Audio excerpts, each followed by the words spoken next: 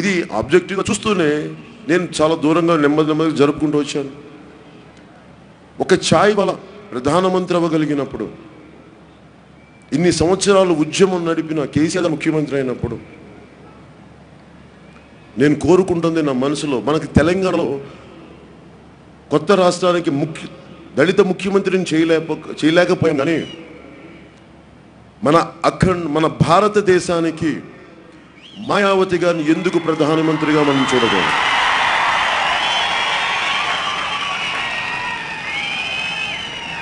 ఆ ఒక్కవిడే ఒకరే ఎంత బలమైన నాయకురాలు ఆవిడ. నేను బెహెన్జీ గారిని ఒక్కళ్ళే చూడలేదు, ఆవిడని మాతృమూర్తిని కూడా చూశాను. ఒక అనురాగంతో కూడిన తల్లిని చూశాను, ప్రేమమూర్తిని చూశాను, కదిలిపోయాను, చెదిరిపోయాను. ఆవిడికి మోకరిల్లాను. నేను ఆవిడ పాదాలకి నమస్కరిస్తానంటే మనస్ఫూర్తిగా, డ్రామాల కోసం నేను కాదు, మనస్ఫూర్తిగా. అంటే ఉత్తరప్రదేశ్ లాంటి రాష్ట్రంలో అడుగడుగున గుండాలుండి అలాంటి చోట్ల ఒక్కరే వచ్చి లా అండ్ ఆర్డర్ అంటే మన భేదం లేకుండా బీఎస్పీ ఎమ్మెల్యేలు తప్పు చేసినా కానీ వాళ్ళని రోడ్డు మీద నడిపించేంత బలమైన వ్యక్తిత్వం. అలాంటి వ్యక్తులు కదా ప్రధానమంత్రి అయితే ఈ దేశం ముందుకెళ్తుంది.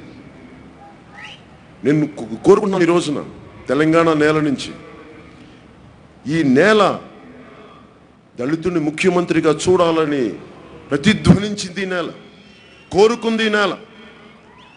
వందలాది విద్యార్థులు, యువత చనిపోయారు తెలంగాణ కోసం. పరిస్థితులు ఏమైనప్పటికీ, నెరవేరలేకపోయినప్పటికీ ఈ రోజున తెలంగాణ నేల నుంచి ఈ అలయన్స్ ఎందుకు బలపడాలి అంటే, తెలంగాణకి ముఖ్యమంత్రిని దళితుల్ని చేయలేకపోయాం, కానీ మన దేశానికి ప్రధానమంత్రి మాయావతి కావాలని మనం నిర్ణయించుకోకపోతే, మనం చెయ్యకపోతే, మనం అండగా ఉండకపోతే మనందరం ద్రోహం చేసిన వాళ్ళు అవుతాం. తెలంగాణ రాష్ట్రం విడిపడ్డాక మనం కామ్గా అయిపోయాం, మన కోరికను చంపేసుకున్నాం. నేను రెచ్చగొట్టడానికి చెప్పట్లేదు, ఆలోచించండి. కేసీఆర్ గారికి ఇబ్బంది పెట్టాలని ఆయనకి నేను చెప్పట్లేదు, మిమ్మల్ని వెళ్ళి రోడ్ల మీద ధర్నాలు చేయమని చెప్పట్లేదు. మీరు ఓటు అనే ఆయుధం ద్వారా మాన్యవర్ కాంశీరామ్ గారు చేసిన విధానాన్ని మీరు ఒకసారి ఆలోచించి ఈ రోజున మీ అలయన్స్కి మార్పు రావాలని కోరుకుంటున్నాను. తెలంగాణలో ఈ రోజున టీఆర్ఎస్ ఈ పార్టీలన్నీ అది అనేక మిశ్రమాలు, అంటే కాంగ్రెస్లో నాయకులు వచ్చేసారు, టీడీపీలో నా ముందే తిట్టిన కేసీఆర్ గారిని, నా ముందే తిట్టిన తలసాని శ్రీనివాస్ యాదవ్ గారు కానీ, ఎర్రబెల్లి దయాకర్ గారు కానీ, వీళ్ళు తెగ తిట్టి కేసీఆర్ గారిని ఈరోజు వాళ్ళతో జాయిన్ అయిపోయారు. అంటే వీళ్ళు వీళ్ళెవ్వరు మనకి పనిచేసేవాళ్ళు, ప్రజలకు పనిచేసేవాళ్ళు, వాళ్ళ కోసం వాళ్ళు పనిచేసుకునేవాళ్ళు. అది వాళ్ళ పద్ధతి. నేను కోరుకుంటుంది సరికొత్త తెలంగాణ రావాలి అంటే కన్వెన్షనల్ పొలిటికల్ లీడర్స్కి ఇవ్వడం కాదు. నిజంగా ఈ రోజున మనకున్న 119 అసెంబ్లీ ఎన్నికల్లో కానీ జరిగి ఉండుంటే ఎంతమంది ఉస్మానియా విద్యార్థులకి నేను అసెంబ్లీ పోటీ చేయడానికి అవకాశం ఇచ్చామని, ఎంతమంది యువతకు అవకాశం ఇచ్చాము. అప్పుడు కదా సరికొత్త తెలంగాణ వస్తుంది. ఎంతసేపు మన ఎర్రబెల్లి దయాకర్ గారో లేదంటే ఆ పార్టీలో ఉన్న సవితా ఇంద్రారెడ్డి నిలబెట్టుకుంటే కొత్త తెలంగాణ, పాత తెలంగాణ. సరికొత్త తెలంగాణ కావాలంటే సరికొత్త యువత రావాలి తెలంగాణలో. కాదు, ఇది ఆవేశంతో తెలంగాణ రాకూడదు, ఆలోచనతో కూడిన తెలంగాణ రావాలి. పునర్నిర్మాణం కోసం బలమైన తెలంగాణ రావాలి అంటే తలసాని గారి లాంటి నాయకుల వల్ల అవ్వదు, మీలాంటి యువత వల్ల అవుతుంది. ఇక్కడున్న బలమైన ఉద్యమాల కోసం పనిచేసిన ఆడపడుచుల వల్ల అవుతుంది. అందరూ కలిసికట్టుగా ఆలోచించాలి, ఒకటే విధంగా ఆలోచించాలి. అందుకని నేను కోరుకుంటుంది ఈ రోజున ఎందుకు యాక్చువల్ నేను ఎన్ని సీట్లు చేస్తానో నాకే తెలియదు. పార్లమెంట్ మనకి ఈ రోజున మనం 19 పార్లమెంట్లో బహుజన్ సమాజ్ పార్టీతో కలిసి మనం 12 స్థానాల్లో పోటీ చేస్తాం ఈరోజు. ఇది నేను నేర్చుకుంది మాన్యవర్ కాంశీరామ్ గారి గురించి. బెహెన్జీ గారు చెప్పారు నాకు, ఒక్కోసారి అభ్యర్థులు లేకపోతే యువతని మేము చెప్పేవాళ్ళం, కనిపించే ఒక బలమైన వ్యక్తిత్వం ఉన్న ఒక వ్యక్తిని, అసలు గుర్తు తెలియని వ్యక్తిని మేము పెట్టేవాళ్ళం. నేను తెలంగాణ కోసం జనసేన నుంచి నేను చాలా ఆలోచించి చెప్తున్నాను.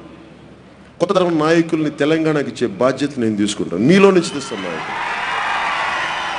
కాకపోతే నేను కోరుకుంటున్నల్లా మీరు లొంగిపోకండి, ఒత్తిడికి గురై పారిపోకండి. అదొక్కటే నేను కోరుకుంటున్నాను. నన్ను అడిగారు చాలామంది, నువ్వు ఎంతకాలం ఈ పార్టీని నడుపుతావని. ఎంతకాలం ఈ పార్టీని నడుపుతావంటే మా నలుగురు జన సైనికులు వచ్చి నా శవాన్ని మోసుకెళ్ళేంత వరకు.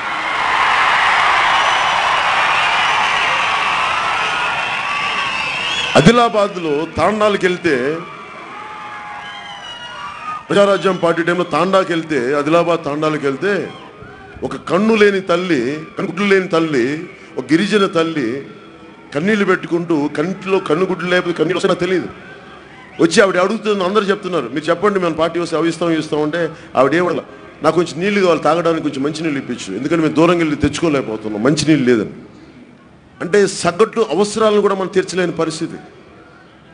ఇది ఒక దేశానికి ఒక నది చాలదు, ఒక దేహానికి ఒక రక్తనాళం సరిపోదు. అలాగే తెలంగాణకి ఒక నాయకులు సరిపోరు, అనేక వేల మంది నాయకులు కావాలి. ఆ వేల మంది నాయకులు అన్ని స్థాయిలు, పంచాయతీ స్థాయిల నుంచి కార్పొరేషన్ స్థాయి దాకా, మున్సిపాలిటీ దాకా మీలోంచి కొత్త యువత రావాలి. అప్పుడు లేకపోతే తెలంగాణ వచ్చినందుకు నిజంగా నిష్ప్రయోజనం అవుతుంది. మీరు బయటికి రావాలి మీరందరూ. అది ఎలా బయటికి రావాలంటే, ఒక పవన్ కళ్యాణ్ చూసే రమ్మని చెప్పట్లేదు. నేను చాలా బలంగా సిపిఐగా మన తెలంగాణకు సంబంధించి బహుజన్ సమాజ్ పార్టీ చాలా బలమైన పార్టీ. ఇది కమిట్మెంట్తో కూడిన పార్టీ. ఇది ఒక్కళ్ళు లేకపోతే నిలబడ్డ పార్టీ. ఇది ఎన్ని ఓట్లు వచ్చాయని కాదు, గెలిచామని కాదు, ఎన్ని అడుగులు మన ఉద్యమం ముందుకెళ్ళామని చూసుకునే పార్టీ బహుజన్ సమాజ్ పార్టీ. అలాంటి పార్టీ తోటి ఈ రోజున ముందుకు తీసుకెళ్తూ మనం ఇది మీరు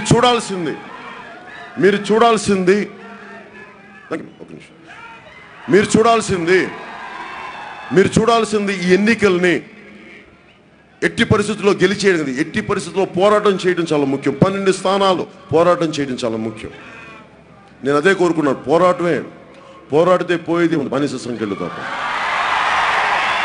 తెలంగాణ వచ్చినప్పుడు నాకు ఒకటే గుర్తొస్తుంది, మీకు 1,00,000 ఉద్యోగాలు కావాలి. ఇవంటే 1,00,000 ఉద్యోగాలు సృష్టించచ్చు, కానీ కొంచెం సమయం తీసుకుంటుంది. కానీ మీ అందరికీ ఉస్మానియా విద్యార్థులకి చాలామంది కోపాలు ఉన్నాయి. మా ఉద్యోగాలు ఇవ్వలేదు, ప్రభుత్వ ఉద్యోగాలు ఇవ్వలేదు. నేను అర్థం చేసుకోగలను వేదనని. అలాంటప్పుడు నాకు ఒక యువకుడు చెప్పిన వేదన, ఒక కవిత గుర్తొచ్చింది. యువతరానికి ఏ సంపద విడిచిపెట్టాము, యుద్ధము, రక్తము, కన్నీరు తప్ప, గాయాలు, బాధలు, వేదనలు తప్ప, కలలు తప్ప, పిరిగితనం, మోసం తప్ప. ఇది అందరూ తెచ్చలేరు. మన పోరాటం మనమే చేయాలి, మన సమస్యలు మనమే పరిష్కరించుకోవాలి. అందుకని మార్పు కోసమే ఈ ఎన్నికలు ముందుకు తీసుకెళ్తున్నాం. ఒక అడుగు ముందుకు వేయడానికి, అంటే ఒక ఉద్యమం ముందుకెళ్ళాలంటే ఎన్ని అడుగులు వేసామంటే ఎన్ని సవాళ్ళతో కూల్చుకోండి. అలాగే ఈ రోజున మనం అడుగులు వేయడం చాలా ముఖ్యం రాజకీయ ప్రస్థానంలో. అందుకని ప్రస్థానం కోసం 12 మంది అభ్యర్థులను మీకు పరిచయం చేస్తాం.